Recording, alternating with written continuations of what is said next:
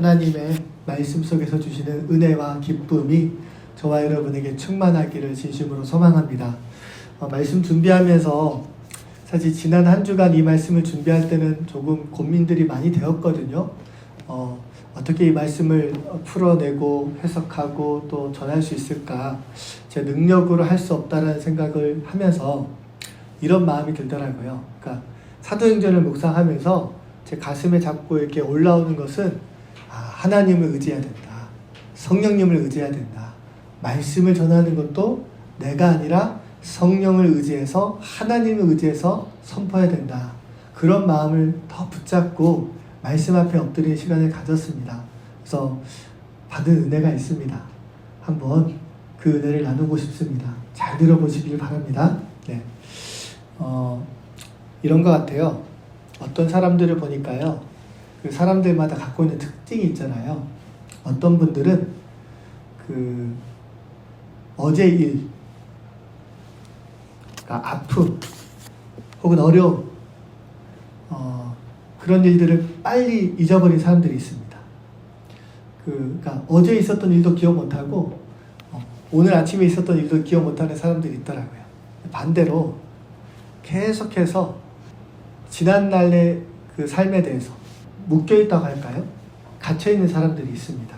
어제 일이나 지난날의 일들이나 내 가슴에 자꾸만 들어오는 생각들, 아픔들, 어려움들에 대해서 빨리 잊을 수 있는 것, 그렇게 빨리 잊고 살아가는 사람들은 새로운 은혜로 들어갈 수 있다고 봅니다. 무슨 말이냐? 그런 삶을 살아낼 수 있는 비결이 있다면, 그러니까 어제를 잊고 오늘을 사는 비결이 있다면 하나님의 말씀 속에서 주어지는 축복이라는 겁니다. 이전 것을 잊고 오늘 새롭게 다시 출발할 수 있는 힘, 이런 삶을 살아갈 수 있는 것, 그런 삶을 살아가는 분들은 과거에 묶여있는 자신으로부터 자유로워집니다. 지난날에 눌려있으면 오늘을 살아갈 수 없습니다. 과거에 묶여있기 때문에 힘듭니다. 하지만 깨어있는 자가 되면 어제의 상황을 정리하고 오늘 하루를 새롭게 시작할 수 있습니다. 그 힘의 원천이 바로 말씀이라는 겁니다. 그리스도인은 이와 같은 삶을 살아야 합니다. 날마다 새롭게 하시는 하나님의 은혜를 따라서 살아가는 믿음의 사람은요, 자기 경험, 아픔, 상처, 과거에 묶여있기보다는 오늘 주시는 하나님의 은혜와 역사를 따라 살아갈 수 있습니다. 반대로 얘기하면요, 과거에 묶여있으면, 어제에 묶여있으면 오늘 내게 주시는 하나님의 은혜를 따라 살아갈 수 없습니다. 어제 주신 은혜는요, 어제로 끝납니다. 그리스도인들은, 그러니까 믿음의 사람은요, 오늘 내게 주시는 은혜로 하루를 살아야 합니다. 모세를 생각해 보세요.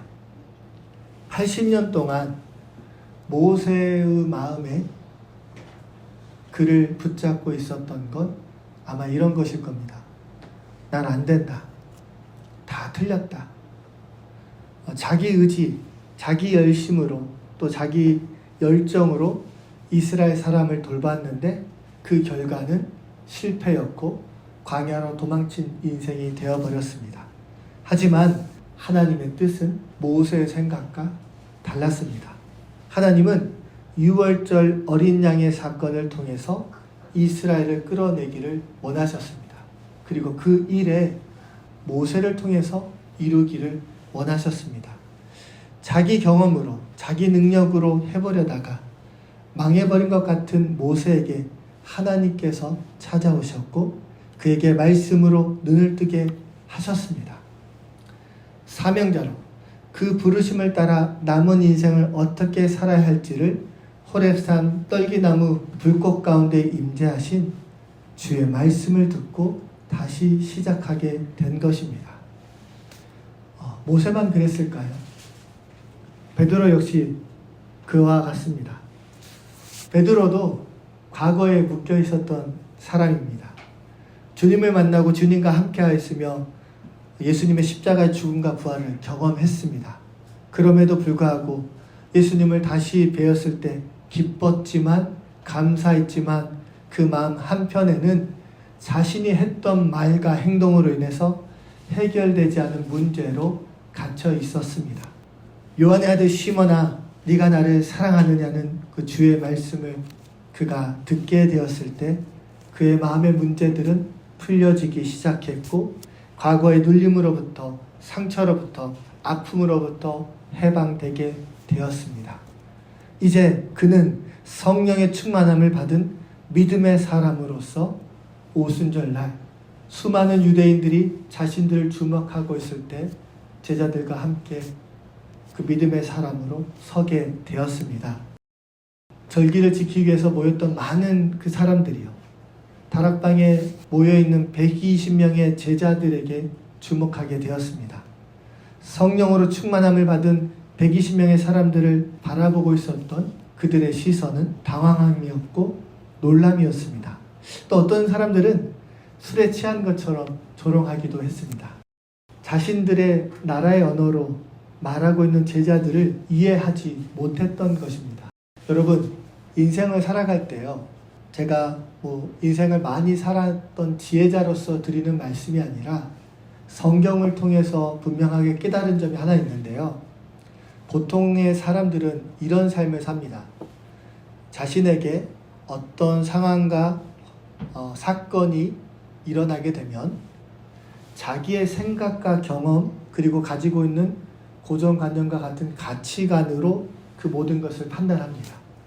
오순절을 맞이하여 성지순례했던 많은 사람들이 120명의 다락방에 모였던 사람들이 성령의 충만함으로 다른 언어로 말하고 하나님의 일에 대해서 그들의 언어로 말하는 것을 들었을 때 사람들의 반응은 그와 같았습니다.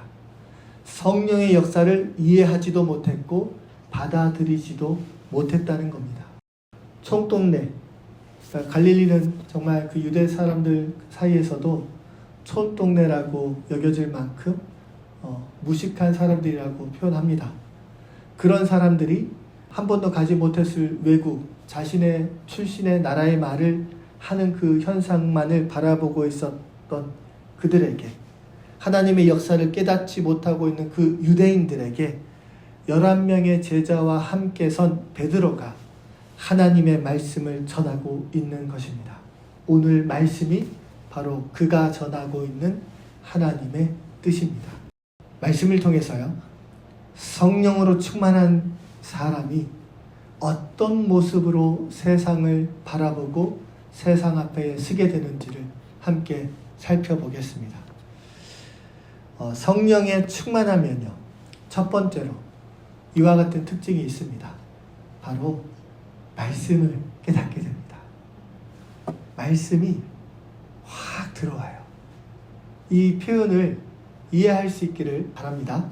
하나님의 말씀의 의미를 깨닫게 되면 그 말씀이 내게 확 들어옵니다. 우리 25절부터 27절 말씀 한번 같이 읽어보도록 하겠습니다. 내가 항상 내 앞에 계시는 주를 배웠으며 나로 요동하지 않게 하기 위하여 그가 내 우편에 계시도다. 그러므로 내 마음이 기뻐하였고 내 혀도 즐거워하였으며 육체도 희망에 거하리니 이는 내 영혼을 음부에 버리지 아니하시며 주의 거룩한 자로 썩임을 당하지 않게 하실 것이미로다. 아멘. 이 말씀은 다윗이 시편 16편에서 고백한 내용입니다. 네, 말씀을 한번 보시면요, 내가 내 앞에 계신 주를 배웠음이로다. 나로 요동하지 않게 하기 위하여 그가 내 우편에 계시는도다. 그러므로 내 마음이 기뻐하였고 내 혀도 즐거워하였으며 육체도 희망에 거하리니.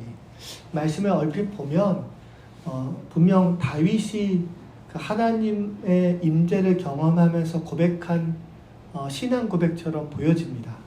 다윗이 기뻐했고 다윗의 혀가 즐거워하면서 육체도 희망에 거한다는 것처럼 보여집니다. 다윗의 입술로 고백한 신앙 고백도 맞지만 이 시편의 주인공은요, 바로 예수 그리스도입니다. 다윗은 이미 장사되어 그의 묘에 묻혀 있습니다. 이미 수천 년 전에 죽었죠. 유대 사람들도 너무나 잘 알고 있는 사실입니다. 다윗은 죽었지만 예수님은 죽음으로 끝나지 않았습니다.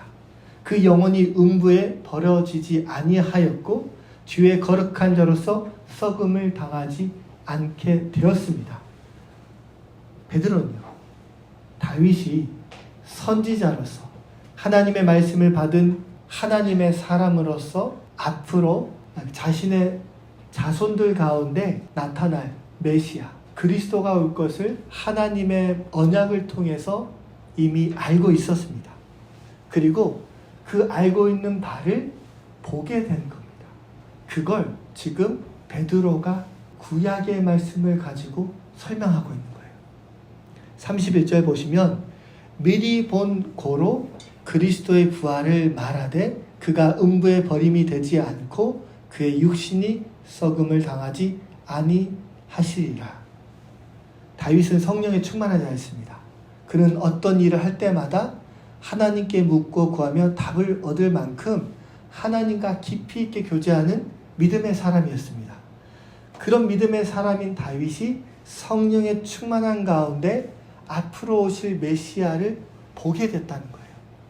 그리고 그의 죽음과 부활에 대해서 그의 입술을 통해서 하나님이 말씀을 하셨고, 그가 다윗의 입술을 통해서 하셨던 하나님의 말씀대로 바로 그 사람이 예수 그리스도라는 것.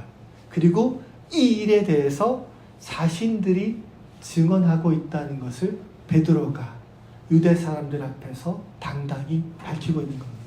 성령의 충만함을 받은 베드로는 구약의 말씀을 예수 그리스도의 삶을 통해서 해석하게 된 겁니다. 말씀을 해석할 수 있는 깨달음을 얻게 된 겁니다.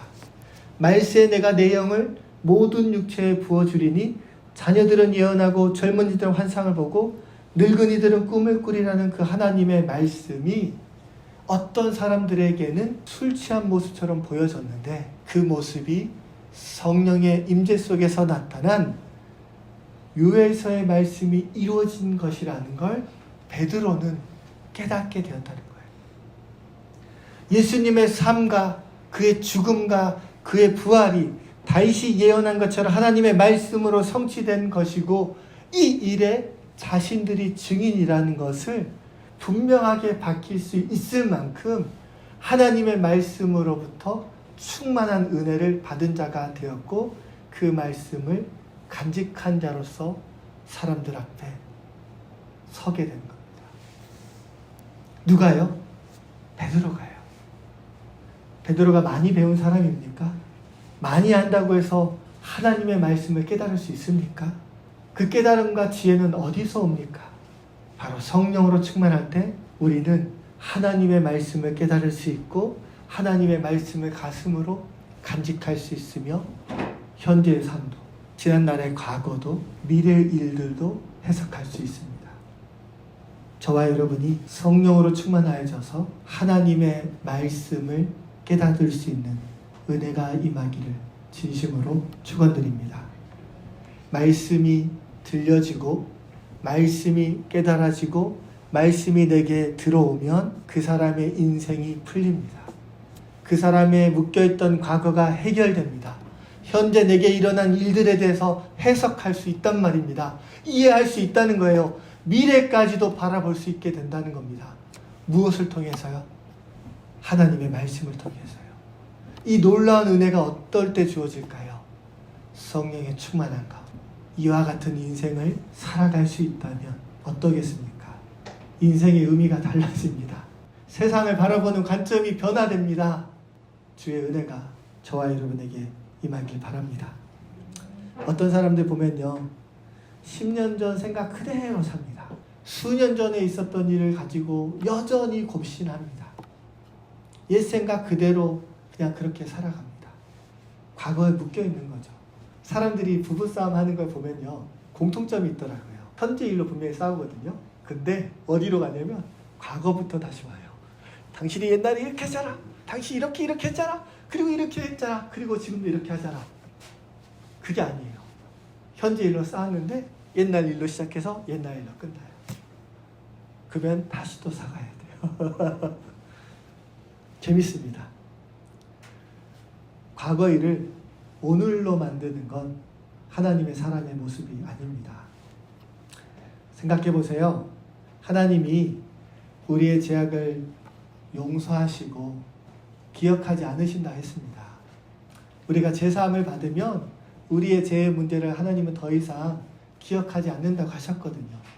어제 일을 묻지 않는다는 거예요. 3년 전에 있었던 일, 10년 전에 있었던 일, 어제 있었던 일에 대해서 하나님이 우리에게 다시 묻지 않으세요. 용서받았으면, 너가 용서를 구했으면, 내가 용서해주면 그걸로 끝이에요. 다시 과거 일을 끄집어서 오늘 일로 만들지 않으시는 하나님의 은혜를 저와 여러분이 받았습니다. 동일하게요. 어제 주신 은혜로 그래서 우리는 오늘을 살아갈 수 없습니다. 날마다 하나님의 은혜가 우리에게 주어져야 우리는 이 세상을 믿음으로 살아갈 수 있습니다. 그래서요, 그 은혜를 아는 사람은 오늘 하루를 내게 주시는 은혜로 사는 겁니다.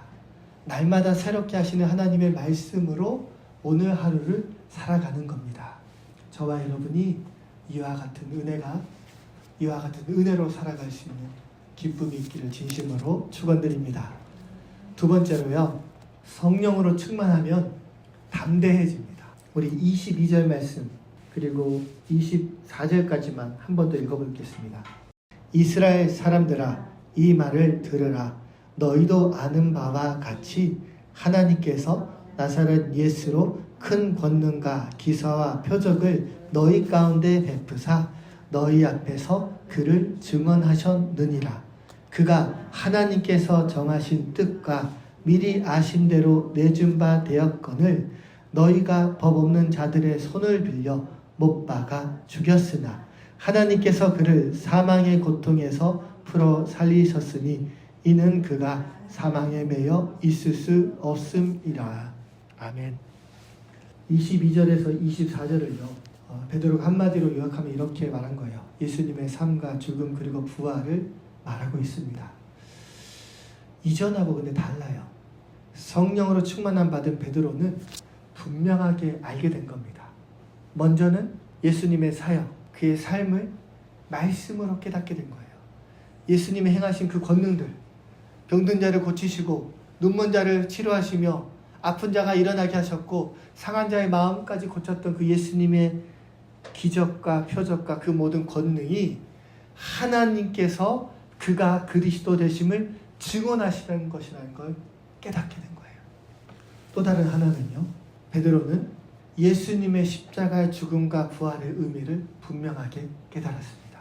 그래서 예수님의 생애가 말씀으로 해석이 된 베드로는 담대하게 전합니다. 이 말씀을 묵상해 볼 때요, 22절부터 24절까지 그리고 나머지 모든 말씀을 전하는 그 베드로의 모습을 상상해 보세요. 그가 힘없는 자처럼 서 있었을까요? 약한 자처럼 두려움 속에 있었던 자처럼 서 있었을까요? 그는 담대했습니다. 유대인들에게 너희가 예수님을 십자가에 못 박아 죽인 책임이 있다고도 말했습니다. 사람이 두려워서 예수님을 부인했던 때와 다른 모습이란 겁니다. 아니, 사람이 두려워서 예수님을 부인하고 도망했던 베드로와는 다릅니다. 성령에 충만한 베드로는 담대하게 선포했습니다. 담대하게 말했습니다. 성령으로 충만한 사람이 되면 이전의 모습과 달라요. 거침없이 예수 그리스도를 전할 수 있습니다.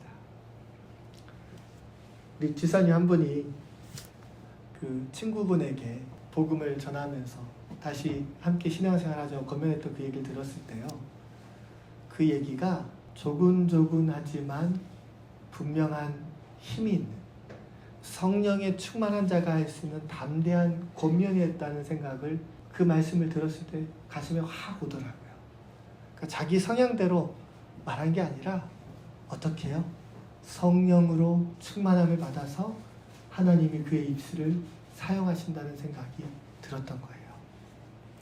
하나님께서 우리의 입술과 생각을 인도하십니다. 성령의 충만함을 사모하시기 바랍니다.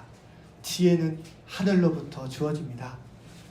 성령으로 충만한 사람이 되면 말씀이 들려지고 말씀이 깨달아지고 하나님이 주시는 지혜가 내게 있어서 내가 사람들 앞에서 어떤 말을 해야 될지 주저하지 않습니다. 담대하게 예수 그리스도에 대해서 전할 수 있습니다. 복음을 전하는 일만 그런 건 아니에요. 우리가 분명하게 알아야 되는 건 예수님이 주님 되십니다 라는 그 전하는 데 있어서의 능력만이 우리에게 주어지는 게 아닙니다. 어떻게 매일매일 삶 속에서 매번 만나는 사람들한테 예수를 주라고 전할 수 있겠어요? 그러면 질려서 도망갈 수 있어요. 삶으로 살아내는 가운데 한마디 던지는 메시지가 그 사람에게 복음으로 전해지고 그의 삶을 통해 하나님의 살아계심을 나타내는 것이 우리의 일상의 모습이라면 가정 안에서요, 직장 안에서요, 사업장에서 저와 여러분이 함께하는 모든 사람들 가운데 우리가 어떤 말을 하고 어떤 생각을 하는지를 보면 그가 성령에 충만한 사람인지 그냥 믿음으로 살고 있는지 믿음 없는 자와 같이 살고 있는지가 드러나게 됩니다. 그리고 성령으로 충만할 때 우리가 해야 할 말을 하나님이 우리의 입술과 우리의 생각을 주관하셔서 전하게 하실 겁니다. 내가 의도한다고 되는 게 아니에요. 그리고 그렇게 살아갈 수 있도록 하나님이 인도하십니다. 저와 여러분이 성령에 충만한 자가 되고 마음과 입술의 고백이 하나님의 원하시고 뜻하시는 바를 전할 수 있는, 고백할 수 있는 권능과 권세 있는 자가 되시기를 주님의 이름으로 축원드립니다. 33절만 한 번 더 읽어보겠습니다. 하나님이 오른손으로 예수를 높이시매 그가 약속하신 성령을 아버지께 받아서 너희가 보고 듣는 이것을 부어주셨느니라. 아멘. 하나님께서 예수님을 높이셨습니다. 이 세상에 오셨을 때는 가장 낮은 자의 모습으로 오셨는데 그가 죽음을 이기고 하나님 앞에 설 때는 가장 높은 자로 세우셨습니다. 세상의 모든 권세가 예수 그리스도의 발 앞에 엎드리게 되었습니다. 하나님께서는 세상의 모든 권세자들과 위정자들과 권위가 그 발 앞에 두게 하심으로 예수 그리스도의 이름을 높이셨고 그를 영화롭게 하셨습니다. 그리고 그 약속하신 말씀대로 성령을 부어주셨습니다. 다락방에 모여있던 120명의 제자들은 성령으로 충만함을 받게 되었고 그 충만한 가운데 그들은 하나님의 뜻에 따라 성령의 뜻에 따라 다른 말들로 하나님의 큰 일을 말하기 시작한 겁니다. 120명이 모인 다락방의 사람들이 얼마나 뜨겁게 기도하고 얼마나 뜨겁게 소리내어 하나님의 일을 말했으면 사방에 있는 이스라엘 백성들이 모였어요. 적어도 수천 명이에요. 얼마나 모였는지 가늠이 안 돼요. 근데 말씀을 살펴보면 그날 돌아온 사람만 3,000명이라 그랬어요. 남자만 3,000명일 거예요. 그러면 여자 포함하면 그 이상의 사람들이 이 120명의 사람들이 모였던 다락방을 주목한 거예요. 성령의 충만한 역사는 이와 같았습니다. 그리고 그 충만함을 받은 사람들은 더 이상 두려움 속에 숨어 있었던 제자의 모습이 아니었어요.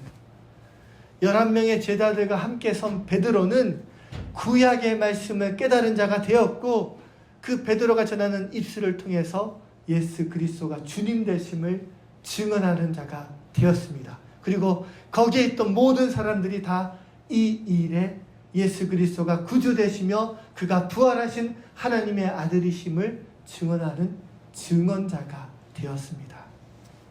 네요. 아셔야 돼요. 이게 베드로가 계획한 일이 아니에요. 베드로의 능력도 아니에요. 그가 준비한 것이 아닙니다. 누가 했어요? 하나님이 계획하셨고 하나님이 준비하셨고 하나님이 이루신 겁니다. 우리는 그렇게 사는 겁니다. 내 계획, 내 뜻, 내 생각으로 인생을 사는 것이 아니라 하나님이 나를 통해 준비하신 일, 하나님이 계획하신 그 일에 내가 따라가는 겁니다. 복음을 깨닫게 된 베드로는요, 주님의 뜻을 알게 되었습니다. 말씀으로 현재 상황이 해석이 된 거예요. 놀랍지 않아요? 여러분은 여러분의 현재의 삶이 해석이 됩니까? 여러분의 과거의 일들이 해석이 됩니까? 여러분의 자녀의 인생의 미래에 대해서 해석이 됩니까? 성령으로 충만하시기를 주님의 이름으로 축원드립니다. 성령에 충만한 자가 되면 어떤 기적과 역사가 일어날 수도 있습니다. 그러나 그것보다 더 큰 은혜는 하나님의 말씀이 내게 들어오는 거예요. 말씀이 깨달아지는 거예요. 그럼 내가 어떻게 이 세상 살아야 될지가 말씀으로 보여지게 되는 겁니다. 그 말씀이 내 삶과 연결이 돼요. 말씀이 나와 하나가 되는 거예요. 말씀의 능력이 내 안에서 일어나게 되는 거예요. 분명한 하나님의 말씀을 가지면 가치관도 생각도 삶의 의미도 변화가 일어납니다. 베드로의 모습이 지금 그와 같은 믿음의 한 사람으로 서 있는 겁니다. 그리고 그 믿음의 한 사람으로서 고백하는 이야기를 오늘 우리는 주의 말씀으로 듣고 있습니다. 그가 믿음의 사람으로 성령에 충만한 자로서 조롱하며 비웃으면서 당황하기도 하고 놀랍기도 하는 120명의 사람들의 성령 충만한 모습을 보고 있는 그들에게 전한 마지막 메시지가 무엇인지 여러분 기억하십니까? 우리 36절 읽겠습니다. 그런즉 이스라엘 온 집은 확실히 알지니 너희가 십자가에 못 박은 이 예수를 하나님이 주와 그리스도가 되게 하셨느니라. 아멘. 너희가 십자가에 못 박은 이 예수를 하나님이 주와 그리스도가 되게 하셨다고. 누가 전해요? 베드로가요. 무서워서 두려워서 예수님 모른다고 부인했던 그 베드로가요. 도망치듯 숨었던 그 베드로가요. 지금 담대하게 하나님의 말씀을 가지고 누구에게요? 예수를 십자가에 못 박게 했던 그 유대인들에게 전하고 있지 않습니까? 그 말씀을 들었던 사람들의 반응이 어땠을까요? 37절 보세요. 그들이 이 말을 듣고 마음에 찔려 베드로와 다른 사도들에게 물어 이르되 형제들아 우리가 어찌할꼬 하거늘. 마음이 찔렸어요. 마음이 괴로웠던 거예요. 왜요? 자기 잘못이 깨달아졌거든요. 이게 어떻게 가능해요? 성령이 그들의 마음을 만지기 시작한 겁니다. 그러니까 어떻게 해야 돼? 물어보기 시작한 겁니다. 한 사람이 복음을 깨닫게 되니 수많은 이들이 복음을 깨닫게 되었습니다. 한 사람이 하나님 앞에 깨어 있으니까 하나님의 나라가 확장이 된 겁니다. 베드로처럼 우리가 성령의 충만함으로 말씀을 깨닫게 된다면 우리의 삶의 터전에서 우리의 삶의 영역에서 하나님의 나라가 임하게 되고 복음이 전해지게 되고 하나님의 역사가 일어나게 됩니다. 그 사람이 직장인이면 그 사람이 사는 직장의 삶의 터전에서 하나님의 나라가 임하게 될 것이고 그 사람이 가정주부라면 그가 삶의 터전으로 머무는 가정에서 하나님의 나라가 임하게 될 것이며 그가 어디에 있던 무엇을 하던 성령의 충만함을 따라 하나님의 말씀을 깨닫는 이 사람은 복음을 아는 그 사람은 하나님의 뜻을 이루는 믿음의 사람으로 세워지게 될 것입니다. 그 복음이 전해지고 하나님의 나라가 확장되고 교회가 세워지는데 하나님이 그 사람을 통해 일하기를 원한다면 그 일을 위해서 필요한 지혜가 있어야 된다면 지혜를 주실 것이고 그 일에 돈이 필요하다면 그 사람에게 재정을 더해 주실 것이고 그 사람에게 건강이 필요하다면 그 사람의 건강을 채워주실 겁니다. 먼저 그의 나라와 그의 의를 구하라. 그리하면 이 모든 것을 더하시려 주의 말씀의 의미가 어떻게 이루어지는지를 우리는 깨달아야 됩니다. 내게 주시는 하나님의 말씀이 들려야 되고 오직 성령이 너에게 임하시면 너희가 권능을 받아서 예루살렘부터 땅끝까지 이르러 증인이 된다는 그 말씀의 의미가 내게 주어진 하나님의 말씀으로 들려지면 삶의 의미와 가치가 변화될 수 있습니다. 성령에 충만한 자가 되면 그 말씀이 내게 주신 하나님의 말씀으로 해석이 됩니다. 베드로는 지금요, 오직 성령이 너희에게 임하시면 너희가 권능을 받아. 어디서부터요? 예루살렘으로부터 땅끝까지 증인된다는 그 말씀의 시작을 지금 베드로를 통해서 11 제자를 통해서 120명의 사람들을 통해서 성령의 임재 가운데 일어나는 하나님의 역사를 경험하고 있는 순간입니다. 주의 말씀을 깨달은 베드로가 전한 예수 그리스도의 복음을 들은 사람들의 마음은 찔렸고 3,000명의 사람들이 돌아왔습니다. 은혜의 역사는 이렇게 시작되었고 오늘날까지도 이어지고 있습니다. 저와 여러분이 성령에 충만한 자가 되어서 하나님의 말씀을 깨닫기를 바랍니다. 내 삶의 의미를 해석할 수 있기를 주님의 이름으로 축원드립니다. 과거에 묶여서 지난날의 실수와 아픔과 상처와 그런 여러 가지 일들에 묶여서 오늘 내게 주신 하나님의 시간을 과거에 묶인 자로 허비하지 않기를 진심으로 축원드립니다. 성령으로 충만하십시오. 성령의 충만함을 사모하셔서 모세처럼, 여호수아처럼, 다윗처럼, 그리고 오늘 믿음의 한 사람을 서 있는 베드로처럼 주님의 나라와 주의 몸된 교회를 위해서 하나님의 영광을 드러낼 수 있는 믿음의 사람이 되시기를 주님의 이름으로 축원드립니다.